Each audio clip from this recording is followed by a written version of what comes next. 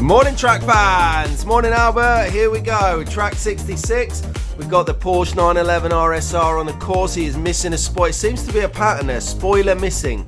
The Versat lost his spoiler in qualifying. This guy, this is an old favourite of track fans, so he's definitely not got one. Let's go, this is a big track, lot to get around on the hairpin cliffhanger. Let's go, let's drive. Round the first R2, cliffhanger, look at that overhang there, he's balancing on a speaker stand. Anyway, round the corner into a open R2 radial there, long stretch at the back into the Ollie S-bend. That is Ollie the Ledge created the S-bend hairpin, and we are loving that on the race.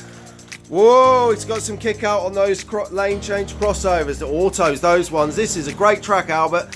What do you think, track fans? Coming round along. It's kind of sticking out on its own, that little bit of racetrack there. I like it. Into the S. I'm trying to take it easy so I can keep up with the little commentary in the drift circle there. Coming out of the drift circle, we've got the VW Passat in there. King of the drift, Drifty 50.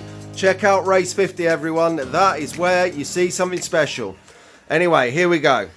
We've got another couple of laps in this, and I'll shake it down. Oh, one other thing to mention is the old video camera in. The usual video camera is broken. It's at the insurers. We have made this video entirely with our phone. So do apologise if the preview is a little bit different from usual. It's just we're limited with the tech. But track fans is about carrying on, Albert. Let's do this as our last lap. It's about getting the job done, getting the race going.